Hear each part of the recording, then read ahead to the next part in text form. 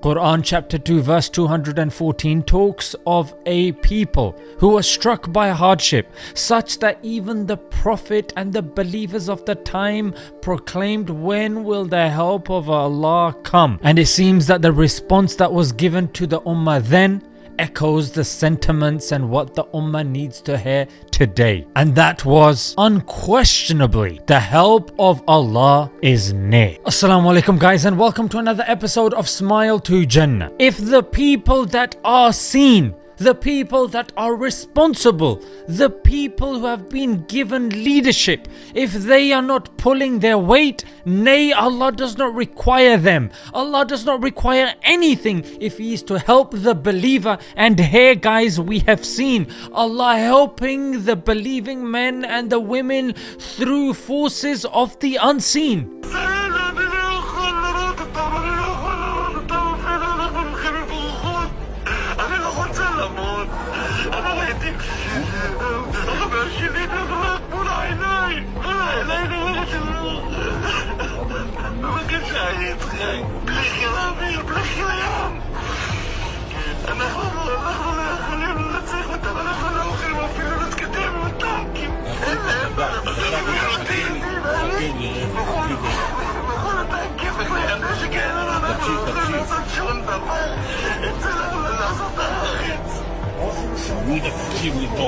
תקשיב לי טוב ותדגע. תרגיע אותי בבקשה, אני צריך, אתה לא רואה מה שאני רואה. בבקשה, אני רוצה מיד לקצת לך. Belief in the unseen is a major component of Islam. For instance, believe in Allah, believe in the angels, believe in the jinn, believe in heaven, believe in hellfire, and believe in predestination, that Allah knows what is going to happen in the future. Nothing is out of the knowledge of Allah subhanahu wa ta'ala. However, in this materialistic and atheistic world, belief in the unseen is something that we forget. No matter how strong our faith may be, our trust becomes on the means rather than the creator of the means, rather than the facilitator of the means, rather than the one that has power over the means, Allah subhanahu wa ta'ala. Indeed, we are told by our elders using many analogies such that it is not the fire that burns without the permission of Allah. It is not the medicine that cures without the permission of Allah. Nay, we have seen many cases and instances where medicine, despite being taken in the right proportion at the right time, has had absolutely no effect. That's because the effect comes from Allah subhanahu wa ta'ala. Everything that we see around us, and that is why we should invoke Allah, and that is why we have books filled with invocations and supplications to Allah subhanahu wa ta'ala, that we need to make sure He is an integral part of our life, because it is indeed Allah that makes the possible impossible and the impossible possible. And what is that condition?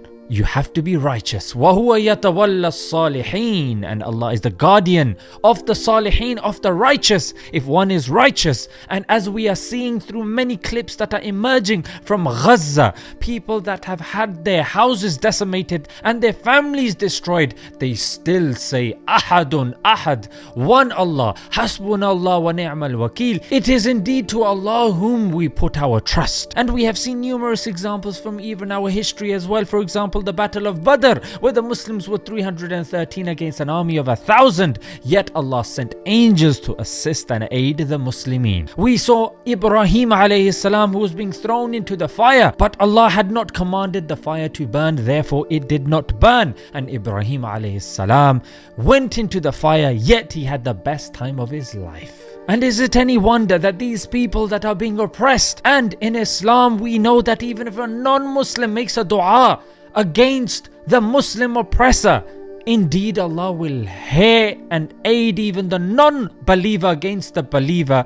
Why? Because oppression is not something Allah likes. And now when we see our leaders standing by and watching our brothers and sisters be massacred, Allah is not in need of you people. You are in need of Allah. For wallahi, for our leaders, I fear for them. I fear for what they will go through in this world and in the hereafter as well. well. And that is why when Khilafat was given to Abu Bakr radiallahu anh, he did not want it and he tried to avert it as much as possible. And same with our other leaders of the past like Umar bin Abdul Aziz and the likes. And that is why when our brothers and sisters supplicate, and that is why when our Gazan brothers and sisters supplicate, chapter 3 verse 5 comes to mind, where Allah subhanahu wa ta'ala says, in the heavens and in the earth, nothing is hidden from Allah. Allah is seeing everything that is happening and taking place. And that is why scores of people are accepting Islam just by seeing the resolve